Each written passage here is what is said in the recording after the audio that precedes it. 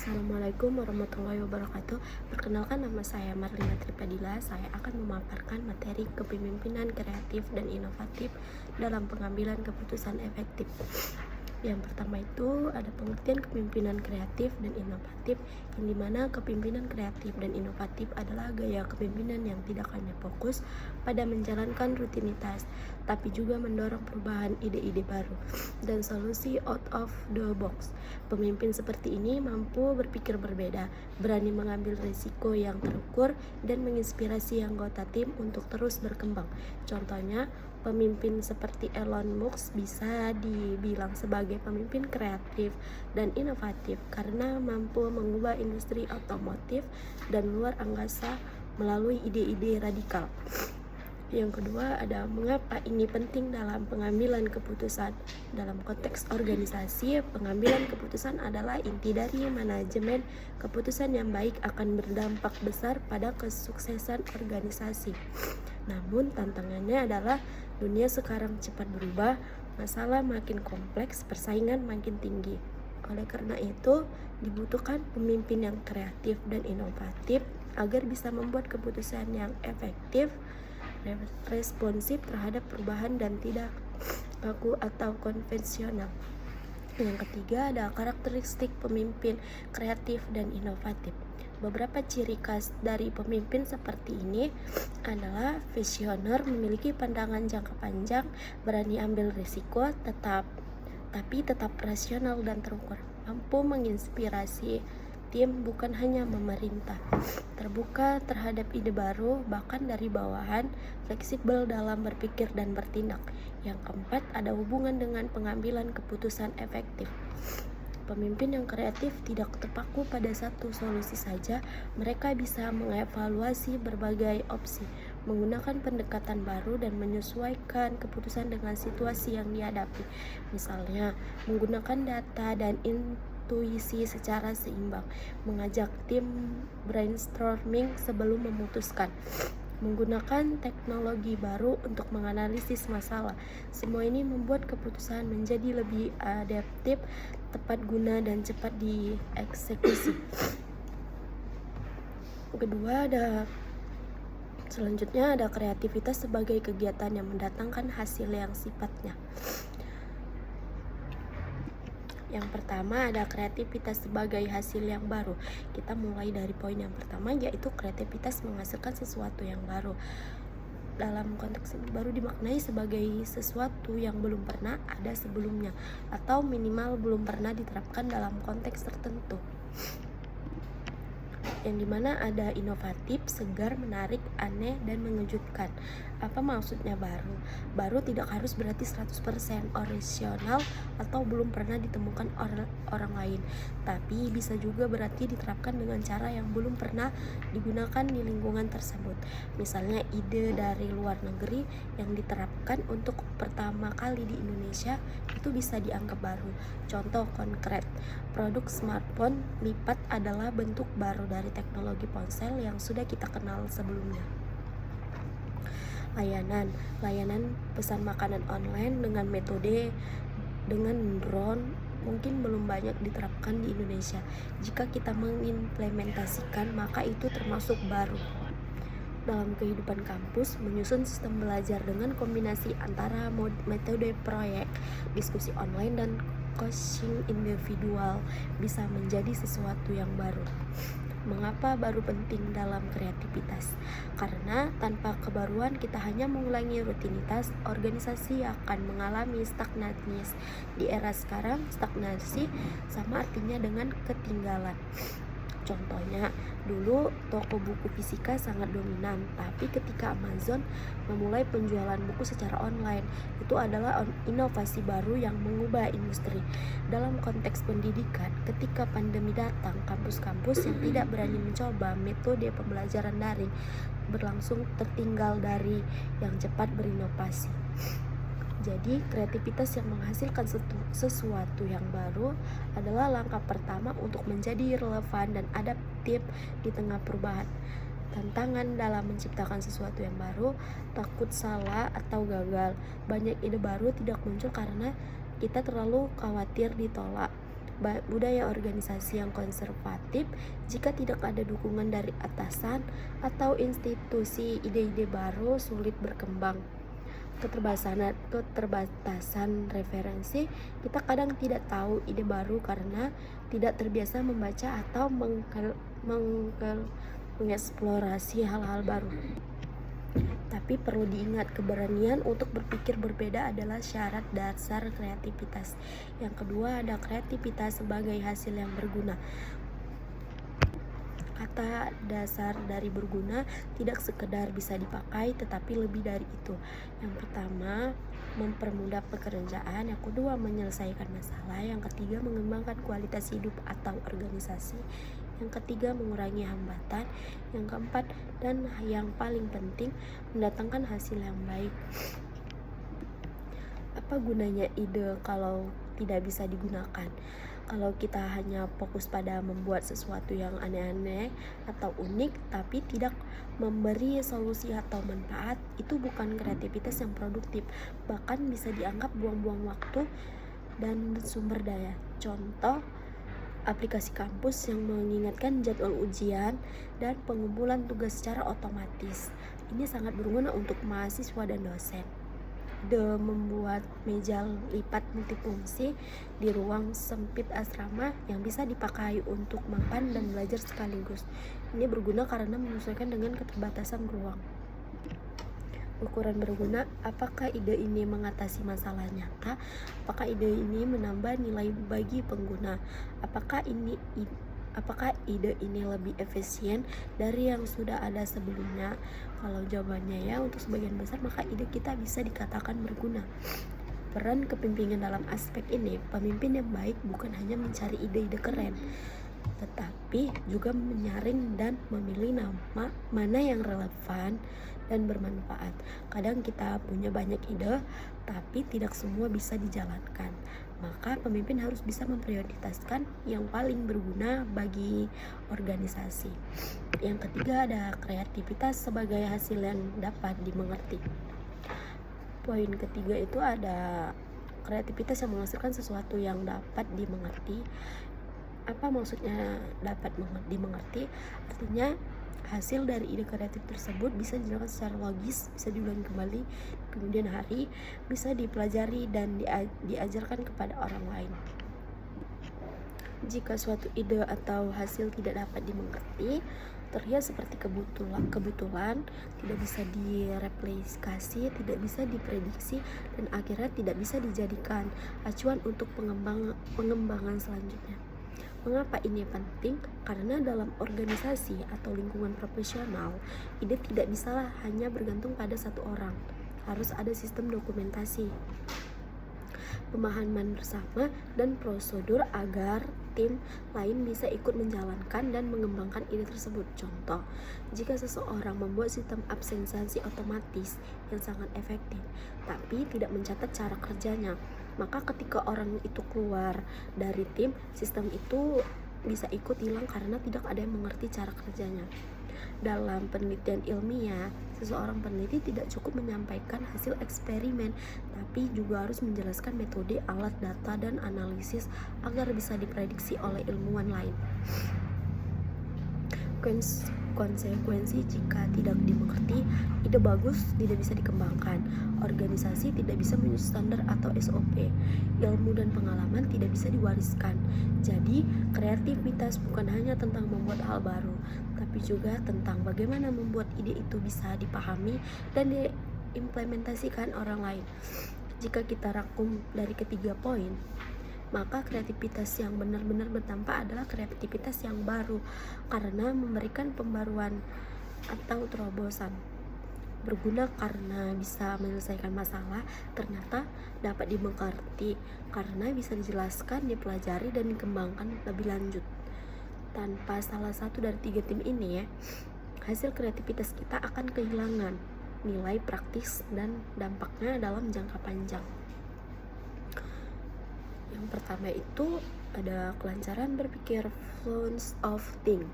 yang dimana kelancaran berpikir atau flow of think merupakan salah satu aspek penting dalam kreativitas yang menekankan pada kemampuan seseorang untuk menghasilkan banyak ide dalam waktu yang relatif singkat, yang artinya individu yang memiliki kelancaran berpikir tidak hanya mampu berpikir cepat, tetapi juga mampu memunculkan berbagai macam gagasan yang relevan terhadap suatu permasalahan.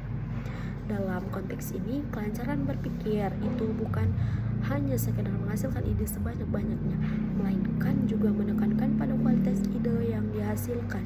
Misalnya, ketika seseorang diberikan suatu masalah, individu yang memiliki kelancaran berpikir akan mampu memberikan banyak alternatif solusi tanpa memerlukan waktu lama untuk memunculkannya. Proses ini terjadi karena individu tersebut memiliki kebiasaan berpikir terbuka dan tidak terhambat oleh rasa takut salah atau ragu. Yang kedua ada keluasan berpikir atau fleksibel.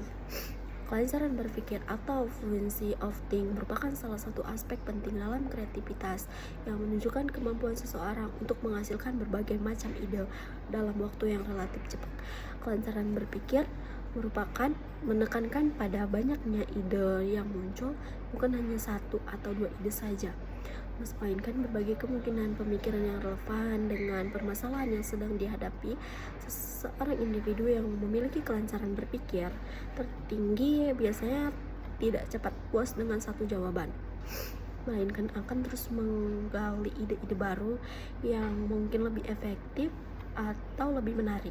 Kemampuan ini mencerminkan proses berpikir divergen, di mana seseorang mampu melepaskan diri dari pola berpikir konvensional dan mencoba mengembangkan gagasan-gagasan baru yang kreatif.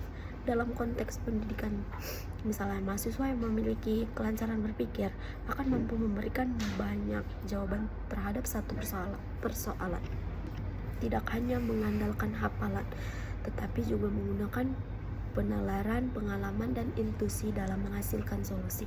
Selain itu, kelancaran berpikir juga berhubungan dengan kecepatan dan keluasan dalam mengungkapkan gagasan. Misalnya, ketika seseorang diminta untuk menyebutkan cara menghemat energi, orang dengan kelancaran berpikir tinggi mungkin dapat menyebutkan puluhan cara dalam waktu singkat, seperti mematikan lampu yang tidak digunakan, menggunakan energi konektif, mendaur ulang barang, atau menggunakan peralatan hemat listrik.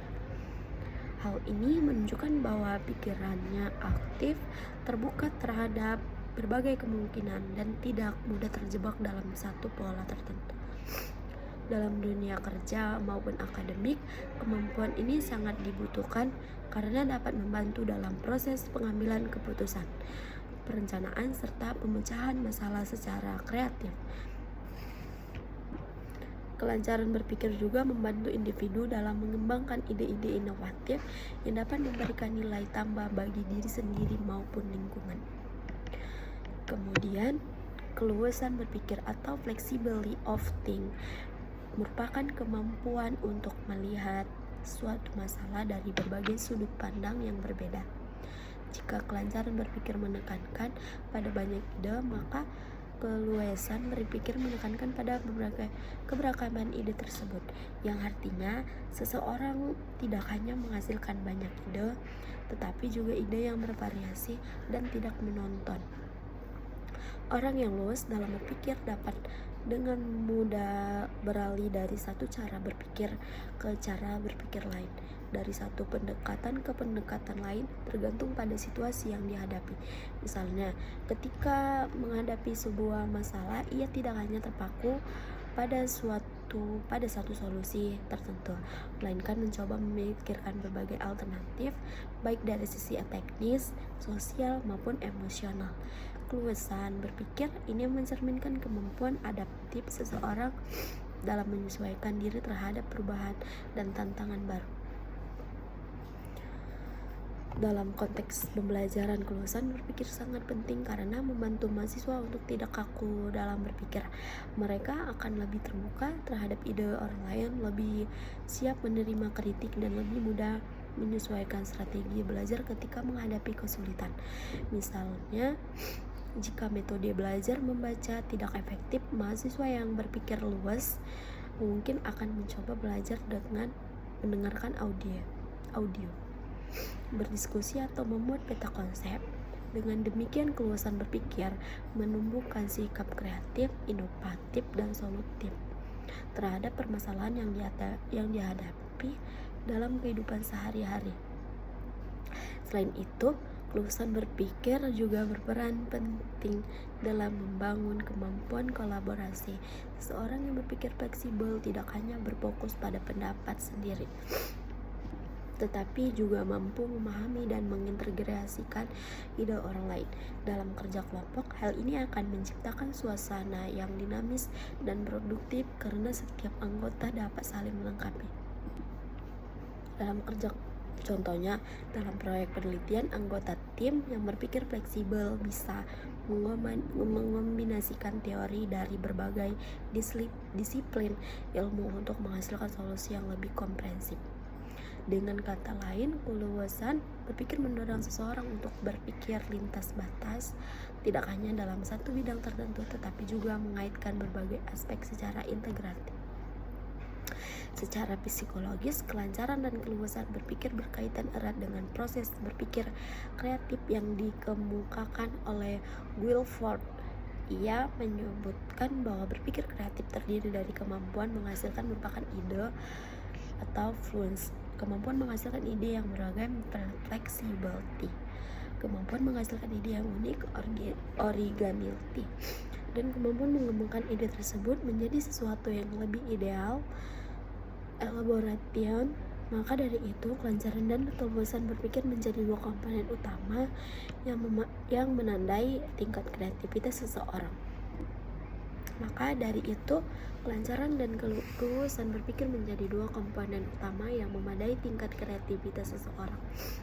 Individu yang memiliki dua kemampuan ini cenderung tidak mudah terjebak dalam kebiasaan berpikir sempit dan memiliki kemampuan untuk menyesuaikan ide sesuai kebutuhan dan konsekuensi.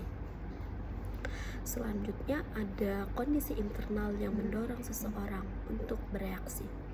Kondisi internal yang mendorong seseorang untuk beraktivitas merupakan aspek psikologis yang muncul dari dalam diri individu yang berperan penting dalam memunculkan ide-ide baru, inovatif, dan orisinal. Salah satu kondisi internal yang menjadi dasar adalah keterbukaan terhadap pengalaman. Keterbukaan ini berarti seseorang mampu menerima berbagai bentuk pengalaman hidup, informasi, dan situasi tanpa adanya rasa takut atau penolakan. Individu yang memiliki keterbukaan terhadap pengalaman biasanya memiliki rasa ingin tahu yang tinggi, bersedia mencoba hal-hal baru, serta mampu menerima perbedaan pandangan dan ide dari orang lain. Keterbukaan ini juga membuat seorang lebih fleksibel dalam berpikir, tidak mudah menolak ide-ide baru hanya karena berbeda dari kebiasaan yang sudah ada. Misalnya, seseorang mahasiswa yang terbuka terhadap pengalaman akan berani mengikuti kegiatan baru, mencoba cara belajar yang berbeda, atau bahkan berani menyampaikan ide yang belum pernah dilakukan oleh teman-temannya. Selain keterbukaan terhadap pengalaman, kemampuan untuk menilai situasi secara internal atau disebut juga dengan internal locus of evaluation juga menjadi hal yang penting. Individu dengan kemampuan ini cenderung menilai hasil kerja atau ide kreatifnya berdasarkan standar dan patokan dari dalam dirinya sendiri, bukan semata-mata dari penilaian orang lain, yang artinya ia memiliki keyakinan terhadap kemampuannya sendiri dalam menciptakan sesuatu yang bernilai tanpa terlalu bergantung pada kritik atau pujian dari luar. Hal ini sangat berpengaruh terhadap kestabilan emosi dan kepercayaan diri seseorang ketika berkreasi, karena ia tidak mudah goyah hanya karena penilaian orang lain. Misalnya, seorang mahasiswa yang memiliki internal loss of evaluation akan tetap yakin terhadap ide tugas. Dalam konteks beraktivitas, kemampuan ini mendorong seseorang untuk berpikir lebih luas. Ketika individu mampu menerima perbedaan, maka ia dapat menggabungkan berbagai perspektif menjadi suatu ide yang lebih kaya dan inovatif. Misalnya, dalam kerja kelompok, mahasiswa yang memiliki sikap terbuka terhadap perbedaan ide akan lebih mudah berkolaborasi, menggabungkan gagasan dari berbagai anggota, dan menghasilkan solusi yang kreatif. Selain itu, keberanian untuk bereksperimen juga termasuk kondisi internal yang sangat penting. Kemampuan ini berkaitan dengan kesediaan seseorang untuk mencoba hal-hal baru. Meskipun ada risiko gagal, individu yang memiliki dorongan untuk bereksperimen tidak takut menghadapi ketidakpastian, karena ia menganggap kegagalan sebagai bagian dari proses belajar. Dalam konteks perkuliahan, mahasiswa yang memiliki keberanian untuk bereksperimen biasanya lebih aktif mencoba berbagai pendekatan dalam mengerjakan tugas, mencari metode baru dalam penelitian, atau mencoba solusi yang belum umum digunakan. Sikap ini menjadikannya lebih inovatif dan tidak cepat puas dengan hasil yang biasa saja. Kemudian, kemampuan untuk menerima kritik dan masukan dari orang lain juga menjadi salah satu penentu penting dalam proses bereaksi. Individu yang kreatif tidak menutup diri terhadap penilaian orang lain, justru menjadikan sebagai bahan refleksi untuk memperbaiki ide dan hasil karyanya. Menerima kritik tidak berarti harus selalu mengikuti semua saran, tetapi mampu menimbang mana yang bermanfaat untuk pengembangannya dirinya. Mahasiswa yang terbuka terhadap kritik biasanya memiliki perkembangan yang lebih cepat karena ia belajar dari perspektif luar dan mampu memperbaiki kesalahan dengan lebih efektif. Selanjutnya ada pemimpin inovatif. Pemimpin inovatif adalah sosok yang mampu menjawab berbagai tantangan perubahan dengan cara berpikir yang kreatif, terbuka, dan visioner. Dalam dunia terus berkembang pesat, baik dalam bidang teknologi, ekonomi, maupun sosial, seorang pemimpin tidak bisa hanya berpegang pada cara lama atau sistem yang sudah ada. Inovasi menjadi kebutuhan mutlak agar sebuah organisasi atau institusi dapat bertahan dan bahkan unggul dalam menghadapi perubahan zaman. Seorang pemimpin inovatif memahami bahwa perubahan bukanlah ancaman, melainkan peluang untuk tumbuh dan berkembang. Karena itu, mereka selalu berusaha membaca tanda-tanda perubahan dan mempersiapkan langkah-langkah strategis agar organisasi dapat beradaptasi dengan baik terhadap situasi baru yang muncul. Pemimpin inovatif juga memiliki kemampuan dalam menganalisis konteks dan situasi di lingkungannya. Ia tidak membuat keputusan secara terburu-buru tanpa memahami kondisi nyata yang dihadapi. Pemimpin semacam ini akan melihat berbagai faktor, baik internal maupun eksternal, sebelum menetapkan arah inovasi yang akan dilakukan. Misalnya, dalam konteks institusi pendidikan, pemimpin yang inovatif akan memahami karakteristik peserta didik, kemampuan tenaga pendidik, fasilitas yang tersedia, serta perkembangan teknologi pendidik sebelum menerapkan program baru. Dengan demikian, inovasi yang dilakukan menjadi tepat sasaran realistis untuk dilaksanakan. Selain memahami konteks, pemimpin inovatif juga memiliki kemampuan dalam menggali ide dan gagasan baru. Ia tidak puas dengan hasil yang biasa-biasa saja, melainkan terus mencari cara agar kinerja timnya meningkat.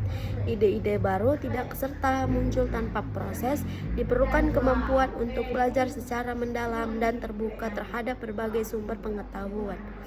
Seseorang pemimpin inovatif akan banyak membaca, berdiskusi, melakukan riset, serta mendengarkan masukan dari berbagai pihak. Semua itu dilakukan agar inovasi yang dihasilkan tidak hanya sekedar berbeda, tapi juga memiliki manfaat nyata bagi organisasi. Dalam hal ini, pemimpin yang inovatif adalah sosok pembelajar sepanjang hayat yang selalu ingin tahu dan tidak takut untuk mencoba hal-hal baru. Kecerdasan melihat masa depan atau visi juga menjadi ciri penting dari seorang pemimpin inovatif. Ia mampu membayangkan arah perkembangan organisasi dalam jangka panjang dan merancang langkah-langkah konkret mencapaiannya. Pemimpin yang memiliki visi kuat tidak hanya fokus pada hasil saat ini, tetapi juga menyiapkan strategi agar institusinya tetap relevan di masa depan. Sebagai contoh, seorang pemimpin perusahaan yang visioner akan memprediksi tren pasar, perilaku konsumen, serta perkembangan teknologi untuk menciptakan produk dan layanan yang sesuai dengan kebutuhan masyarakat di masa depan. Dengan cara seperti ini, organisasi tidak hanya mengikuti perubahan, tetapi juga menjadi pelopor perubahan diri sendiri. Dalam prosesnya, inovasi tidak akan berjalan mulus tanpa hambatan. Pimpinan inovatif harus siap menghadapi resiko kegagalan dan bahkan kritik dari orang lain. Namun, mereka menyadari bahwa kegagalan adalah bagian dari proses pembelajaran. Justru dari kegagalan itulah muncul perbaikan dan ide yang lebih matang. Pemimpin inovatif tidak akan menyerah hanya karena satu kali kegagalan, melainkan menjadikannya sebagai batu loncatan untuk mencapai hasil yang lebih baik. Ia juga mampu menciptakan suasana kerja yang mendukung kreativitas dan keterbukaan, di mana setiap anggota tim merasa aman untuk menggemukkan ide tanpa takut disalahkan. Lingkungan seperti ini akan mendorong lahirnya inovasi-inovasi baru yang bermanfaat bagi organisasi. Selain itu, pemimpin inovatif memiliki kemampuan komunikasi yang baik. Ia mampu menyampaikan ide dan visinya dengan jelas, sehingga seluruh anggota organisasi memahami arah yang ingin dicapai. Komunikasi yang efektif akan membangun rasa percaya dan semangat kebersamaan di antara anggota tim. Pemimpin yang inovatif juga tidak bersikap otoriter. Pemimpin inovatif tidak akan menyerah hanya karena satu kali kegagalan, melainkan menjadikannya sebagai batu loncatan untuk mencapai hasil yang lebih baik. Ia juga mampu menciptakan suasana kerja yang mendukung kreativitas dan keterbukaan, di mana setiap anggota tim merasa aman untuk mengemukakan ide tanpa takut disalahkan. Lingkungan seperti ini akan mendorong lahirnya inovasi-inovasi baru yang bermanfaat bagi organisasi. Selain itu, pemimpin inovatif memiliki kemampuan komunikasi yang baik. Ia mampu menyampaikan ide dan visinya dengan jelas sehingga seluruh anggota organisasi memahami arah yang ingin dicapai. Komunikasi yang efektif akan membangun rasa percaya dan semangat kebersamaan di antara anggota tim. Pemimpin yang inovatif juga Baik, selanjutnya ada beberapa cara menjadi pemimpin yang inovatif. Pemimpin yang inovatif biasanya terbuka terhadap perubahan, melanggar aturan main, mencari alternatif, siap menghadapi kegagalan. Visi adalah arah dan gambaran masa depan yang ingin dicapai serta menjadi pedoman bagi seluruh anggota tim dalam bekerja. Pemimpin yang memiliki visi yang jelas akan mampu menuntutmu bawahannya untuk bekerja dengan tujuan yang sama. Dalam konteks ini, visi bukan hanya sekadar kata-kata, melainkan harus dikomunikasikan dengan jelas kepada seluruh anggota tim. Pemimpin yang inovatif tidak hanya menyampaikan visi, tetapi juga mampu menumbuhkan semangat dan rasa tanggung jawab agar setiap anggota merasa memiliki peran dalam mewujudkan visi tersebut. Selain itu, pemimpin yang visioner biasanya mampu mengantisipasi perubahan yang mungkin terjadi di masa depan dan menyiapkan strategi untuk menghadapinya. Kedua, ada terbuka terhadap perubahan. Pemimpin inovatif harus memiliki kemampuan untuk beradaptasi dan tidak takut terhadap hal-hal baru. Dunia saat ini terus berubah dengan sangat cepat, terutama dalam bidang teknologi dan informasi. Jika pemimpin bersikap tertutup terhadap perubahan, maka organisasi akan tertinggal. Pemimpin yang terbuka terhadap perubahan selalu memiliki cara pandang positif, memandang perubahan sebagai peluang, bukan ancaman. Selain itu, sikap terbuka juga mendorong pemimpin untuk mendengarkan ide dan masukan dari orang lain, termasuk bawahan. Pemimpin seperti ini biasanya menciptakan suasana kerja yang inklusif dan terbuka, di mana setiap anggota tim merasa dihargai dan berani menyampaikan gagasan kreatif. Ketiga, yang dimana berarti melanggar aturan main. Bukan berarti melakukan pelanggaran yang merugikan, tetapi lebih kepada keberanian untuk keluar dari zona nyaman dan berpikir di luar kebiasaan. Pemimpin inovatif tidak terpaku pada aturan lama yang mungkin sudah tidak relevan. Ia berani melakukan improvisasi dan mencoba pendekatan baru untuk memecahkan masalah. Sikap seperti ini sangat penting dalam mendorong kreativitas di lingkungan kerja. Banyak terobosan besar justru lahir dari mereka yang berani menantang cara-cara lama. Oleh karena itu, pemimpin yang inovatif perlu menanamkan pola pikir fleksibel agar tidak mudah puas dengan cara-cara konvensional, tetapi selalu mencari pendekatan yang lebih efektif dan efisien. Yang keempat, mencari alternatif yang dimana kemampuan untuk tidak hanya terpaku pada satu cara dalam menyelesaikan masalah. Pemimpin yang inovatif dalam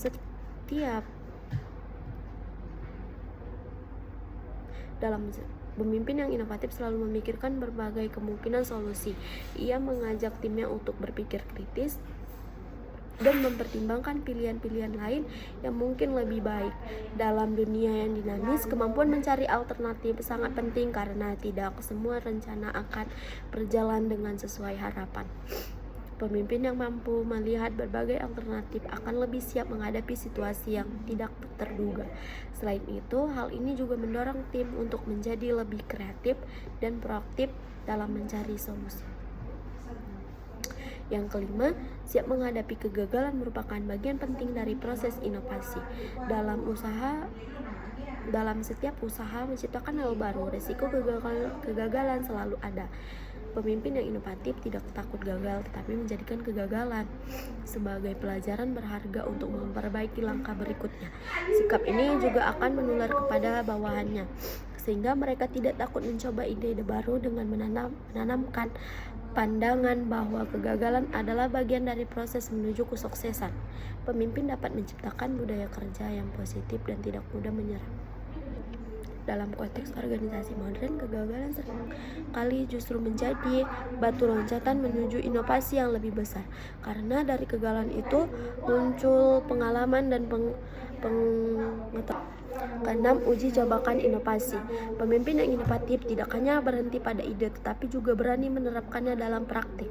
Ide tanpa tindakan tidak ada menghasilkan perubahan. Oleh karena itu, penting bagi pemimpin untuk melakukan uji terhadap inovasi yang dibuat. Uji coba ini dapat membantu melihat bagaimana reaksi tim, pelanggan, atau masyarakat terhadap inovasi tersebut. Jika ada kekurangan, pemimpin dapat memperbaikinya sebelum diterapkan secara luas. Proses ini juga menunjukkan bahwa inovasi bukanlah suatu yang statis, tetapi terus dikembangkan agar semakin baik dan sesuai dengan kebutuhan. Ketujuh, selalu bersemangat. Semangat merupakan energi utama bagi seseorang pemimpin dalam menjalankan perannya. Pemimpin yang bersemangat mampu menularkan energi positif kepada bawahannya dalam kondisi apapun, baik saat menghadapi keberhasilan maupun kegagalan. Pemimpin inovatif tetap menunjukkan optimisme. Sikap ini penting karena tim akan mencontoh bagaimana pemimpinnya bersikap terhadap tantangan. Semangat yang konsisten dapat menjaga motivasi kerja tim dan menciptakan suasana kerja yang menyenangkan. Secara keseluruhan, ketujuh poin tersebut menunjukkan bahwa menjadi pemimpin inovatif tidak hanya tentang memiliki ide kreatif, tetapi juga tentang cara berpikir dan bersikap yang terbuka, berani serta pantang menyerah. Seorang pemimpin inovatif harus mampu memadukan visi yang kuat, kemampuan beradaptasi, keberanian mengambil risiko, dan kemampuan membangun semangat tim. Dengan begitu, pemimpin tidak hanya menjadi pengarah, tetapi juga inspirator yang mampu menumbuhkan budaya inovasi dalam organisasi. Di sini ada ciri-ciri pemimpin inovatif. Dalam era modern yang penuh dengan perubahan cepat dan kompleks teknis, peran pemimpin inovatif menjadi sangat krusial dalam menentukan arah dan kesuksesan sesuatu organisasi. Seorang pemimpin inovatif tidak hanya sekedar mengelola, tetapi juga menciptakan hal-hal baru yang mampu membawa perubahan positif. Yang pertama adalah memiliki passion. Ciri pertama dari pemimpin inovatif adalah memiliki passion atau gairah yang kuat terhadap apa yang dikerjakan. Passion ini menjadikan seorang pemimpin memiliki dorongan internal yang kuat untuk terus maju, bahkan ketika menghadapi berbagai tantangan. Seorang pemimpin yang memiliki passion akan fokus pada hal-hal yang ingin diubah dan mencari strategi yang tepat untuk melewati setiap hambatan. Mereka tetap semangat dalam kondisi apapun dan mampu menularkan energi positif kepada timnya. Passion ini menjadi bahan bakar utama dalam mencapai mimpi dan mendorong inovasi secara berkelanjutan. Yang kedua, memiliki visi dan tujuan inovasi. Pemimpin inovatif tidak hanya memikirkan hal-hal jangka pendek, tetapi memiliki visi jangka panjang yang jelas serta tujuan inovasi yang terukur. Mereka memahami bahwa inovasi tidak mungkin terjadi jika tidak tahu ke arah mana organisasi harus dibawa. Oleh karena itu, pemimpin yang besar akan meluangkan waktu untuk merumuskan visi yang inspiratif dan mampu menghadirkan solusi atas tantangan yang ada. Visi tersebut juga menjadi peta jalan bagi seluruh anggota tim agar tetap berbeda dalam jalur inovasi yang benar. Yang ketiga, memandang perubahan sebagai tantangan. Pimpinan inovatif cenderung memiliki cara pandang yang berbeda terhadap perubahan. Alih-alih menganggap perubahan sebagai ancaman, mereka melihatnya sebagai peluang untuk berkembang dan memperbesar skala organisasi. Mereka tidak takut mengambil resiko dan keluar dari zona nyaman. Keberanian untuk mencoba hal baru dan melihat setiap tantangan sebagai kesempatan emas menunjukkan bahwa mereka memiliki jiwa kepemimpinan yang kuat dan adaptif terhadap dinamika lingkungan. Yang keempat, ada berani bertindak di luar aturan. Pemimpin inovatif seringkali dituntut untuk berpikir dan bertindak di luar kebiasaan atau aturan yang berlaku. Dunia bisnis dan organisasi tidak lagi statis. Ia menuntut kreativitas dan keterobosan baru. Oleh karena itu, dalam beberapa situasi, pemimpin harus berani mengambil keputusan yang tidak konvensional dalam kepentingan pelanggaran aturan demi keberlangsungan bisnis. Mereka tidak takut untuk menantang status quo demi menciptakan sesuatu yang lebih baik dan bernilai. Yang kelima, tidak takut gagal. Kegagalan bukanlah sesuatu yang ditakuti oleh pemimpin inovatif. Justru mereka melihat kegagalan sebagai bagian penting dari proses belajar dan inovasi. Setiap kesalahan dijadikan pembelajaran untuk tidak mengulanginya dan memperbaiki strategi ke depan. Mereka fokus pada nilai dan potensi dari sumber daya yang ada, bukan hanya pada keuntungan materi atau efisiensi biaya. Dengan demikian, pemimpinan inovatif mampu membangun mentalitas yang tangguh dalam menghadapi dinamika dan ketidakpastian. Yang keenam, ada mau berkolaborasi. Terakhir, pemimpin inovatif menyadari bahwa mereka tidak bisa bekerja sendiri. Kolaborasi menjadi salah satu kunci penting dalam mendorong inovasi. Ketika mereka menemukan keterbatasan dalam sumber daya atau kemampuan internal, mereka tidak menutup diri, tetapi justru terbuka untuk bekerja sama dengan baik. Sikap kolaboratif ini memungkinkan panutan ide, keterampilan, dan sumber daya yang pada akhirnya mempercepat pencapaian tujuan organisasi. Di sini ada pengambilan keputusan secara efektif. Pengambilan keputusan secara efektif adalah sebuah proses yang sangat krusial karena menyangkut bagaimana seseorang memimpin menyelesaikan masalah yang terus muncul setiap harinya. Dalam organisasi, masalah pasti akan selalu ada, baik itu masalah internal seperti konflik antar anggota, tim, distribusi tugas, ataupun masalah eksternal seperti tekanan dari pihak luar, bahkan perubahan pasar atau krisis ekonomi. Oleh karena itu, kemampuan untuk mengambil keputusan yang tepat dan efektif menjadi salah satu kompetensi inti yang harus dimiliki oleh setiap pemimpin. Dalam teks dijelaskan bahwa kegiatan pengambilan keputusan dibutuhkan dalam setiap organisasi besar maupun kecil, yang artinya bukan hanya CEO, perusahaan besar yang harus bisa mengambil keputusan, tetapi juga kepala sekolah, kepala RT, bahkan ayah atau ibu dalam keluarga.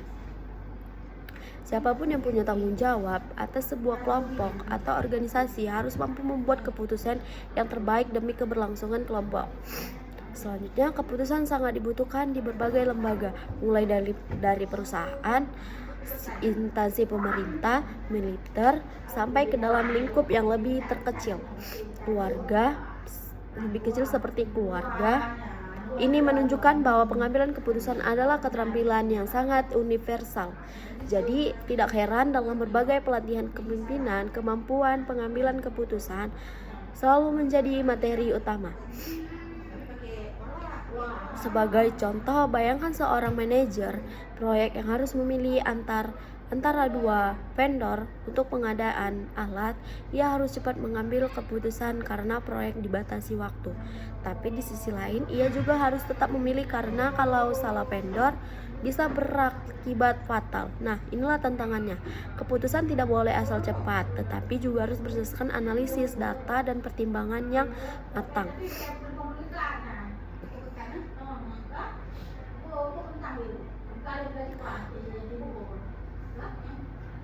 Misalnya dalam sebuah organisasi mahasiswa, ketua harus bisa memutuskan apakah kegiatan tetap dijalankan saat cuaca buruk atau dibatalkan. Keputusan ini tentu akan mempengaruhi banyak pihak, jadi harus diambil dengan bijak. Dalam pengambilan keputusan, ada yang namanya alternatif keputusan, yang artinya kita tidak bisa hanya fokus pada satu pilihan saja, melainkan harus membandingkan beberapa pilihan lalu memilih yang terbaik.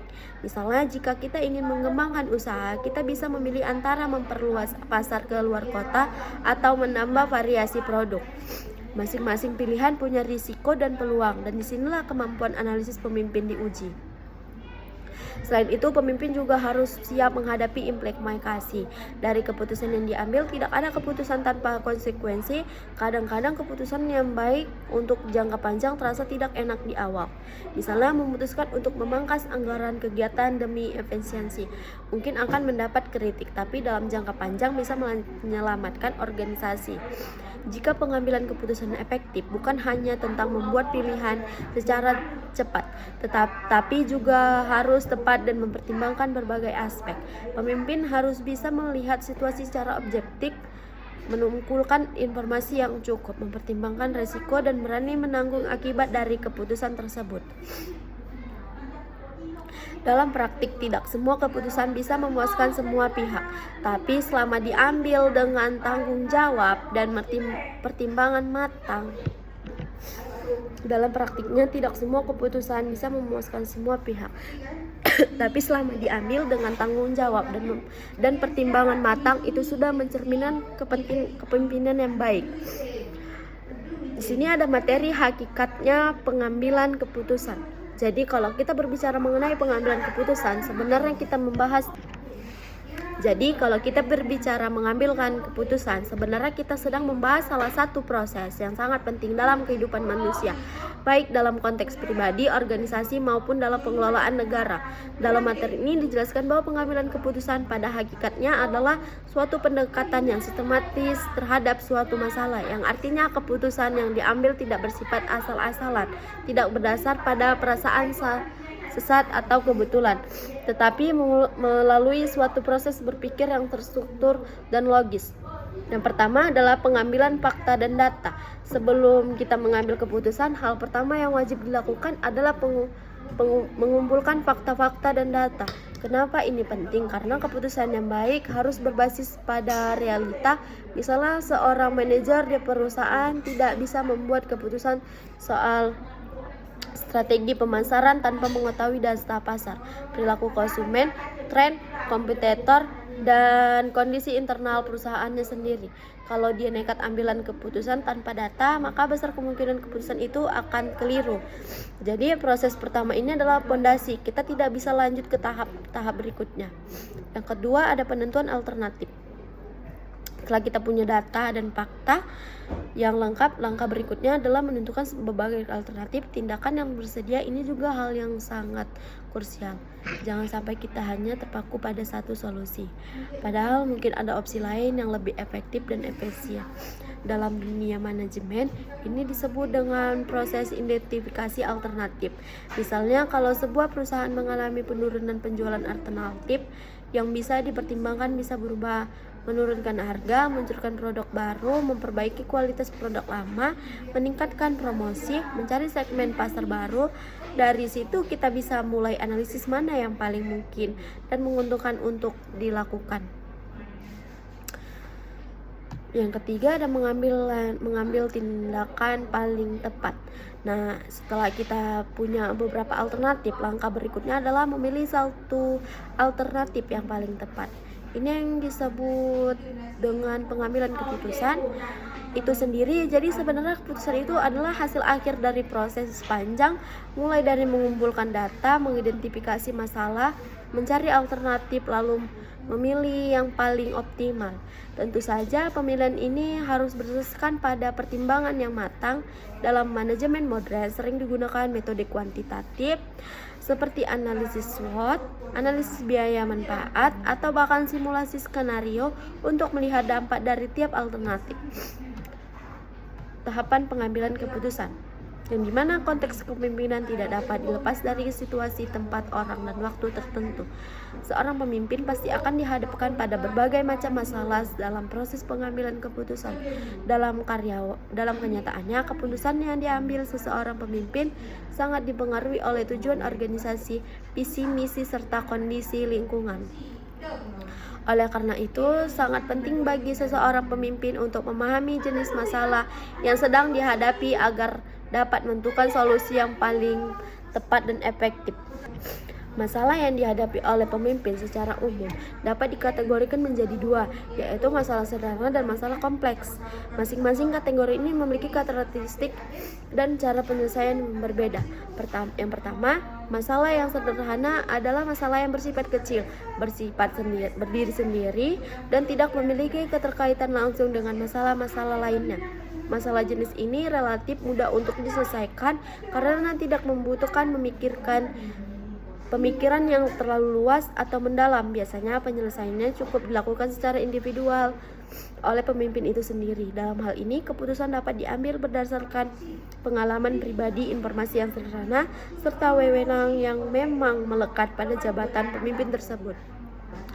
Misalnya, ketika seorang manajer harus memutuskan penggantian tinta printer kantor, keputusan tersebut tidak perlu melalui proses konsultasi panjang karena tidak berdampak besar terhadap operasional organisasi. Namun demikian penting untuk dicatat bahwa meskipun disebut sederhana, bukan berarti masalah tersebut tidak penting. Setiap masalah tetap memerlukan perhatian agar tidak berkembang menjadi masalah yang lebih besar. Kemampuan pemimpin dalam menyelesaikan masalah sederhana secara cepat dan tepat juga mencerminkan efektivitas kepemimpinan sehari-hari. Kedua, masalah yang kompleks adalah masalah yang memiliki karakteristik lebih besar, tidak berdiri sendiri, dan berkaitan erat dengan masalah-masalah lainnya. Masalah kompleks seringkali memiliki dampak yang luas terhadap berbagai aspek dalam organisasi dan bahkan bisa melibatkan banyak pihak. Oleh karena itu, penyelesaiannya tidak bisa dilakukan secara individu, melainkan harus melibatkan kolaborasi antara pemimpin dan staf atau tim terkait. Oleh karena itu, dalam kasus ini, pengambilan keputusan memerlukan analisis yang lebih mendalam, pertimbangan terhadap berbagai sudut pandang, serta komunikasi yang efektif antar bagian. Masalah kompleks juga bisa memerlukan waktu yang lebih lama dalam penyelesaiannya karena setiap keputusan yang diambil bisa berdampak sistematik. Contohnya adalah ketika perusahaan harus memutuskan untuk melakukan restrukturisasi organisasi akibat krisis keuangan. Keputusan tersebut tidak hanya menyangkut efisiensi operasional, tetapi juga berdampak pada karyawan, struktur manajemen, budaya organisasi, bahkan hubungan dengan mitra bisnis dan pelanggan. Dengan memahami perbedaan antara masalah sederhana dan masalah kompleks, pemimpin dapat menentukan metode pengambilan keputusan yang sesuai. Untuk masalah sederhana, pendekatan yang cepat dan langsung bisa lebih efektif.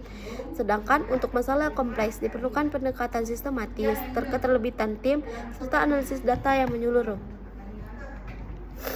Aku pipis. Selanjutnya ada berdasarkan faktor penyebabnya. Masalah yang dihadapi dapat berubah masalah yang jelas penyebabnya dan masalah yang tidak jelas penyebabnya. Yang pertama ada masalah yang jelas penyebabnya. Faktor penyebabnya jelas bersifat rutin dan biasanya timbul berulang-ulang, sehingga pemecahannya dapat dilakukan dengan proses pengambilan keputusan yang bercorak, rutin, dan dibaukan. Proses pengambilan keputusan pada dasarnya telah ditentukan langkah-langkah tertentu, relatif mudah untuk memperhitungkan hasil serta akibat-akibatnya. Yang kedua, masalah yang tidak jelas penyebabnya, yaitu masalah yang timbul sebagai kasus yang menyimpang dari masalah organisasi yang bersifat umum. Faktor penyebabnya tidak jelas. Teknik pengambilan keputusan disebut programmer decision making technique, di mana diperlakukan informasi tambahan, analisis daya cara, pertimbangan secara penilaian kasus. Ada 7 langkah dalam usaha memecahkan masalah dengan mempergunakan teknik ilmiah. Yang pertama, mengetahui hakikat daripada masalah yang dihadapi atau mendefinisikan masalah yang dihadapi itu dengan secepat-cepatnya. Langkah pertama adalah mengenali dan mengidentifikasikan masalah secara jelas. Dalam tahap ini penting untuk memahami akar permasalahan dan membedakan antara gejala simptom dan masalah sebenarnya. Jika definisi masalah tidak tepat, maka langkah-langkah selanjutnya bisa menjadi tidak relevan. Definisi masalah yang baik harus spesifik, terukur, dan realistis. Yang kedua, mengumpulkan fakta dan data yang relevan. Setelah masalah dikenali, langkah berikutnya adalah mengumpulkan informasi yang berhubungan dengan masalah tersebut. Ini bisa berupa data kuantitatif, langkah statistik, atau kualitatif, wawancara, observasi. Tujuannya adalah mendapatkan pemahaman menyeluruh atau konteks dan faktor yang memengaruhi masalah. Data yang dikumpulkan harus valid, akurat, dan data dipercaya. Yang ketiga, mengelola fakta dan data tersebut. Data yang telah dikumpulkan kemudian dianalisis untuk menemukan pola, tren, atau hubungan antara variabel yang dapat menjelaskan masalah. Pengelolaan data bisa dilakukan dengan berbagai metode analisis, baik secara manual maupun menggunakan alat bantu, misalnya software statistik. Dari hasil analisis ini, kita mulai mendapatkan gambaran yang lebih jelas tentang penyebab dan dampak masalah. Yang keempat, menentukan beberapa alternatif yang mungkin ditempuh. Berdasarkan analisis data, kita mulai merumuskan berbagai alternatif solusi. Alternatif ini adalah berbagai kemungkinan tindakan yang dapat diambil untuk menyelesaikan masalah. Setiap alternatif harus realistis dan mempertimbangkan sumber daya yang tersedia, waktu, biaya, serta risiko yang mungkin timbul. Memilih cara pemecahan dari alternatif-alternatif yang telah diolah dengan matang. Setelah alternatif disusun, langkah selanjutnya adalah mengevaluasi dan memilih satu solusi terbaik. Evaluasi dilakukan berdasarkan kriteria yang logis dan teratur seperti efektivitas, efisiensi, kelayakan, dan dampak jangka panjang. Pengambilan keputusan di sini bersifat rasional dan berbasis data, bukan asumsi atau intuisi semata. Yang keenam, ada memutuskan tindakan apa yang hendak dilakukan. Pada tahap ini, solusi yang telah dipilih mulai diimplementasikan. Perencanaan yang matang sangat penting, termasuk siapa yang terlibat, kapan tindakan dilakukan, dan bagaimana caranya. Ini adalah fase eksekusi dari seluruh proses pemecahan masalah. Yang ketujuh, menilai hasil yang diperoleh sebagai akibat daripada keputusan yang telah diambil. Tahap terakhir adalah mengevaluasi hasil dari tindakan yang telah dilakukan. Apakah solusi yang diterapkan berhasil mengatasi masalah? Evaluasi ini bisa dilakukan dengan membandingkan hasil aktual dengan tujuan yang telah ditetapkan di awal. Jika ternyata masalah belum sepenuhnya terpecahkan, mungkin diperlakukan revisi atau pendekatan baru.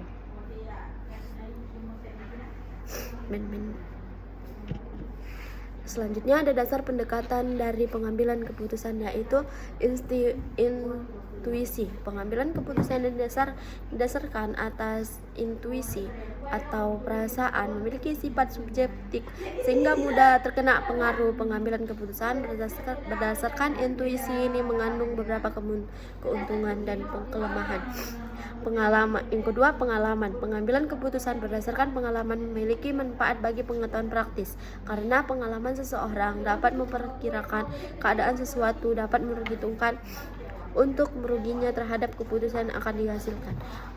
Orang yang memiliki banyak pengalaman tertentu akan lebih matang dalam membuat keputusan. Akan tetapi, peristiwa yang lampau tidak sama dengan peristiwa yang terjadi kini. Yang ketiga, fakta. Pengambilan keputusan berdasarkan fakta dapat memberikan keputusan yang sehat, solid, dan baik. Dengan fakta, maka tingkat kepercayaan terhadap pengambilan keputusan dapat lebih tinggi, sehingga orang dapat menerima keputusan-keputusan yang dibuat itu dengan rela dan lapang dada. Yang keempat, ada wewenang. Pengambilan keputusan berdasarkan wewenang biasanya dilakukan oleh pimpinan terhadap bawahannya atau orang yang lebih tinggi kedudukannya kepada orang yang lebih rendah kedudukannya. Pengambilan keputusan berdasarkan wewenang ini juga memiliki kelebihan dan kekurangan. Yang kelima, ada logika atau rasional. Pengambilan keputusan yang berdasarkan logika ialah suatu studi yang rasional terhadap semua unsur pada setiap sisi dalam proses pengambilan keputusan. Pada pengambilan keputusan yang berdasarkan rasional, keputusan yang dihasilkan bersifat objektif, logis, lebih transparan, konsisten untuk memaksimumkan hasil atau nilai dalam batas kendala tertentu, sehingga dapat dikatakan mendekati kebenaran atau sesuai dengan apa yang diinginkan. Pada pengambilan keputusan secara logika terdapat berbagai hal yang perlu diperhatikan, yaitu kejelasan masalah, orientasi tujuan, kesatuan pengertian tujuan yang ingin dicapai, pengetahuan alternatif, seluruh alternatif diketahui jenis dan konsekuensinya. Preferensi yang jelas, alternatif bisa diurutkan sesuai kriteria, hasil maksimal, pemilihan alternatif terbaik didasarkan atas hasil ekonomis yang maksimal. Yang kelima, ada logika atau rasional. Logika atau rasional dalam pengambilan keputusan merupakan suatu pendekatan yang menekankan pada penggunaan akal sehat, analisis yang sistematis, serta penalaran yang objektif dalam menentukan suatu pilihan. Dalam konteks ini, pengambilan keputusan dilakukan dengan mempertimbangkan semua unsur dan sisi dari suatu masalah secara menyeluruh agar hasil yang dicapai benar-benar sesuai dengan tujuan yang diharapkan. Pendekatan logika menuntut seorang untuk berpikir secara rasional, menggunakan data dan fakta yang ada, serta menyingkirkan unsur emosional atau subjektivitas pribadi yang dapat mengaburkan penilaian. Dalam proses pengambilan keputusan secara logis, hal pertama yang harus diperhatikan adalah kejelasan masalah. Seseorang pengambilan keputusan perlu memahami inti dari persoalan yang dihadapi secara mendalam. Tanpa pemahaman yang jelas mengenai masalah, keputusan yang diambil bisa saja tidak tepat sasaran. Oleh karena itu, tahap awal dalam proses pengambilan keputusan rasional adalah mengidentifikasi dan mengidentifikasikan masalah dengan sejelas-jelasnya, agar langkah-langkah selanjutnya bisa dilakukan dengan arah yang benar. Selanjutnya adalah orientasi tujuan, yaitu memastikan bahwa setiap keputusan yang diambil memiliki kesatuan pengertian terhadap tujuan yang ingin dicapai, yang artinya sebelum memilih alternatif tindakan, seorang harus memahami secara konkret apa yang ingin dicapai dari keputusan tersebut. Orientasi tujuan ini penting karena menjadi dasar dalam menilai apakah suatu alternatif sesuai atau tidak dengan arah yang diinginkan. Tanpa orientasi tujuan yang jelas, pengambil keputusan bisa saja memilih jalan yang tidak membawa hasil yang optimal. Kemudian dalam pengambilan keputusan rasional juga diperlukan pengetahuan tentang alternatif, yang artinya seluruh pilihan atau alternatif tindakan yang mungkin diambil harus diketahui secara menyeluruh, termasuk jenisnya dan konsekuensinya masing-masing. Hal ini menurut seseorang untuk melakukan analisis yang mendalam dan mempertimbangkan berbagai kemungkinan sebelum menentukan pilihan. Dengan mengetahui semua alternatif, pengambilan keputusan dapat menimbang resiko dan manfaat dari setiap opsi dengan lebih objektif. Aspek berikutnya adalah preferensi yang jelas, di mana pengambilan keputusan perlu memiliki kriteria yang terukur untuk mengurutkan atau menilai alternatif yang tersedia. Preferensi ini menjadi pedoman dalam menentukan alternatif mana yang paling sesuai dengan tujuan dan nilai yang telah ditetapkan. Misalnya dalam konteks organisasi, preferensi bisa berupa efisiensi biaya, efektivitas hasil, atau kekuasaan. Dengan visi perusahaan dengan previsi yang jelas, keputusan yang diambil akan lebih konsisten dan dapat dipertanggungjawabkan secara logis. Terakhir adalah hasil maksimal, yang berarti pengambilan keputusan rasional harus berorientasi pada pencapaian hasil terbaik alternatif yang tersedia. Dalam konteks ini, hasil maksimal bukan hanya diartikan sebagai hasil yang sempurna, tapi hasil yang memberikan manfaat paling besar dengan pengorbanan paling kecil. Dengan kata lain, keputusan yang rasional bertujuan untuk mencapai efisiensi dan efektivitas yang setinggi mungkin, baik dari segi waktu, tenaga, maupun sumber daya ekonomi. Jika dikaitkan dengan praktiknya, pengambilan keputusan logis ini sangat penting, terutama dalam dunia organisasi, manajemen, maupun pemerintah. Mereka tidak hanya mengandalkan intuisi, tetapi juga menggunakan analisis data, fakta empiris, serta pertimbangan rasional yang matang. Pendekatan ini membantu organisasi meminimalisasi kesalahan, menghindari bias pribadi, dan menciptakan keputusan yang lebih transparan serta dapat diterima oleh semua pihak yang terlibat. Sekian, terima kasih. Assalamualaikum warahmatullahi wabarakatuh. Halo, dadah.